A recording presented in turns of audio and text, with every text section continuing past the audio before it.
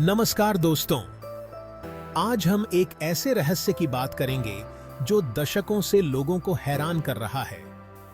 ये कहानी है अमीलिया एयरहार्ट की, एक ऐसी बहादुर महिला जिसने आसमान को अपना घर बना लिया। अमीलिया सिर्फ एक पायलट नहीं थी, बल्कि एक मिसाल थी, एक सपना थी। अमीलिया का जन्म 1897 में हुआ था। बचपन से ही वो अलग थीं, हमेशा कुछ नया करने की चाहत रखती थीं।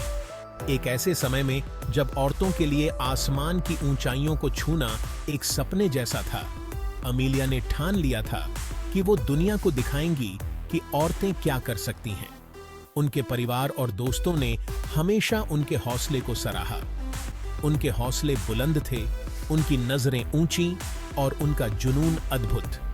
उनके हर उड़ान में एक नया जोश और उमंग होता था। अमीलिया ने कई रिकॉर्ड तोड़े, कई मुकाम हासिल किए और दुनिया को दिखाया कि हिम्मत और मेहनत से कुछ भी नामुमकिन नहीं है। उनके हर सफलता पर उनके चाहने वालों की आंखों में खुशी के आंसू होते थे। लेकिन उनकी कहानी एक रहस्यमय मोड़ पर खत्म होती है।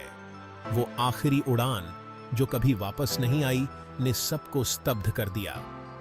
एक ऐसा मोड़ जिसने दुनिया को हैरान कर दिया और आज तक लोग इस गुत्थी को सुलझाने की कोशिश कर रहे हैं। उनके चाहने वाले आज भी उनकी यादों में खोए रहते हैं, उनके साहस और सपनों को सलाम करते हैं। अमीलिया का बचपन रोमांच से भरा था। वो एक जिज्ञासु बच्ची थी, हमेशा कुछ नया सीखने को उत्सुक। उनकी दादी ने उन्हें बचपन में ही एक प्लेन दिखाया था और बस वहीं से अमीलिया के दिल में उड़ान भरने का ख्वाब पलने लगा। पढ़ाई पूरी करने के बाद अमीलिया ने नर्स की नौकरी की, लेकिन आसमान के लिए उनका प्यार कम नहीं हुआ। 1920 में 23 साल की उम्र में अमीलिया ने पहली बार प्लेन उड़ाया। वो अनुभव उनके लिए अविस्मरणीय था। उन्हें एहसास हो गया था कि उनकी असली मंजिल तो आसमान में है। अमीलिया ने पायलट बनने की ठान ली। उन्होंने कड़ी मेहनत की, हर मुश्किल का डटकर सामना किया और देखते ही देखते एक कुशल पायलट बन गईं। 1928 में अमीलिया ने एक ऐतिहासिक कदम उठाया। उन्होंने अटलांटिक महासागर पार करने वाली पहली महिला पायलट बनने का फैसला किया। ये एक ऐसा कारनामा था जिसे उस समय नामुमकिन माना जाता था, लेकिन अमीलिया को अपने ऊपर पूरा भरोसा था।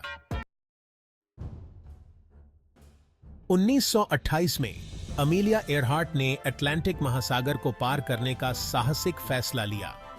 ये एक ऐसा कारनामा था जिसने पूरी दुनिया को हैरान कर दिया। उनके साथ इस ऐतिहासिक सफर पर दो और पायलट्स थे, विल्मर स्टुल्स और लुइस गॉर्डन। 17 जून को उन्होंने न्यूफाउंडलैंड, कनाडा से उड़ान भरी। ये सफर आसान नहीं था।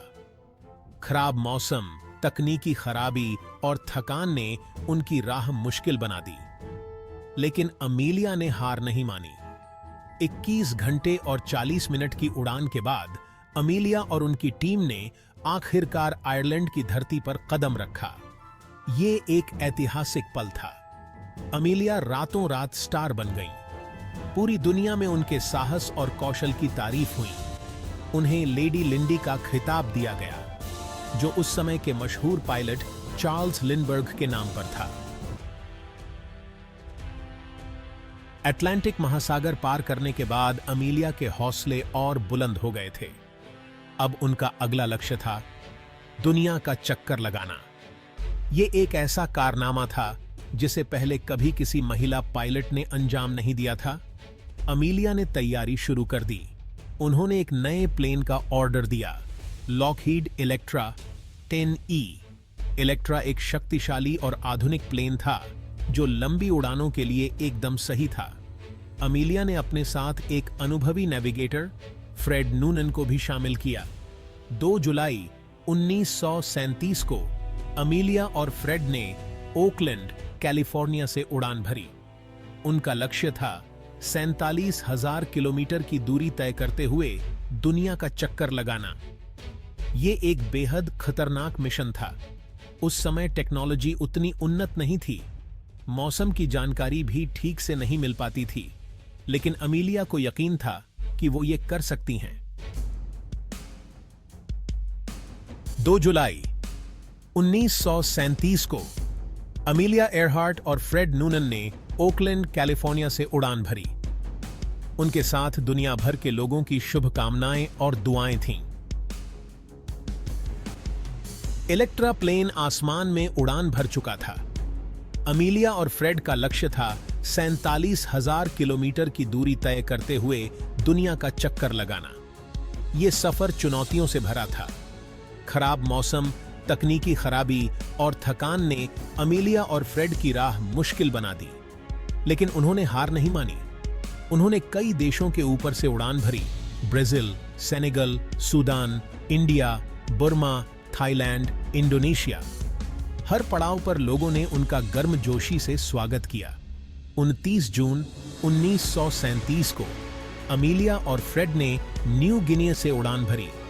उनका अगला पड़ाव था हाउलैंड आइलैंड, जो पैसिफिक महासागर में एक छोटा सा द्वीप था।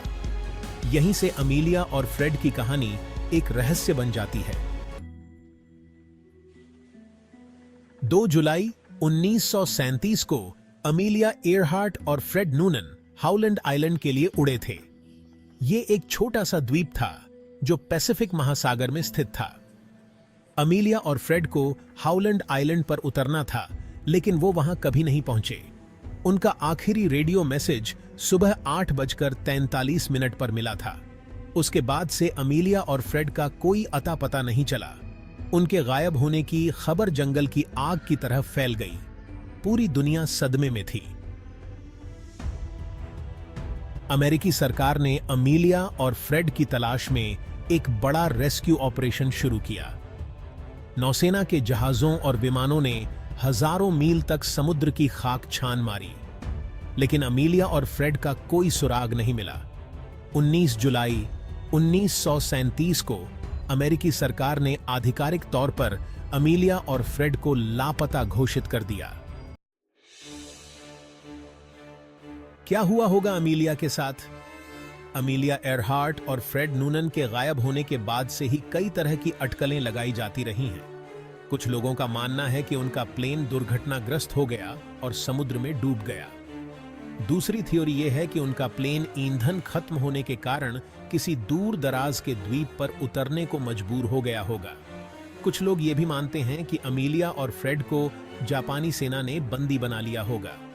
इन सभी थ्योरीज के पीछे कुछ न कुछ तर्क हैं, लेकिन आज तक कोई ठोस सबूत नहीं मिला है। अमीलिया और फ्रेड के गायब होने का रहस्य आज भी बरकरार है। निकोबार द्वीप, एक उम्मीद। अमीलिया एयरहार्ट के गायब होने के रहस्य को सुलझाने के लिए कई कोशिशें की गई हैं। हाल ही में निकोबार द्वीप पर कुछ सबूत मिले हैं जो अमीलिया और फ्रेड से जुड़े हो सकते हैं। यह द्वीप हाउलैंड आइलैंड के पास ही स्थित है। कुछ शोधकर्ताओं का मानना है कि अमीलिया और फ्रेड का प्लेन ईंधन खत्म होने के कारण निकोबार द्वीप पर उतरा होगा। द्वीप पर एक महिला के कंकाल के अवशेष मिले हैं। डीएनए टेस्ट से पता चला है कि यह कंकाल अमीलिया एयरहार्ट का हो सकता है। हालांकि अभी इस बात की पुष्टि नहीं हो पाई है। अमीलिया की विरासत, एक अमर कहानी।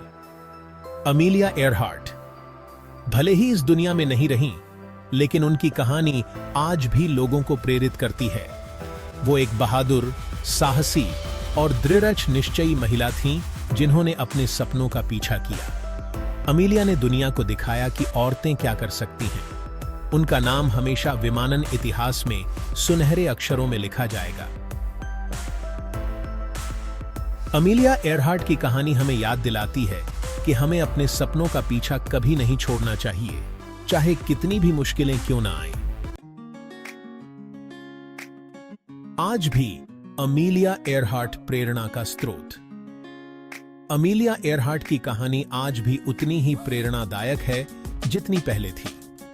वह एक ऐसी दुनिया में बड़ी हुई जहां औरतों के लिए आसमान छूना एक सपने जैसा था, लेकिन अमीलिया ने अपने हौसले और जज्बे से साबित कर दिया कि अगर मन में ठान लिया जाए तो कुछ भी नामुमकिन नहीं है। अमीलिया एयरहार्ट की कहानी हमें सिखाती है कि हमें अपने सपनों का पीछा करना चाहिए, चाहे कितनी भी बाधाएं क्यों ना आएं। उनकी कहानी हमें यह भी सिखाती है कि हमें कभी हार नहीं माननी चाहिए। अमीलिया एयरहार्ट आज भी लाखों लोगों के लिए प्रेरणा का स्रोत हैं।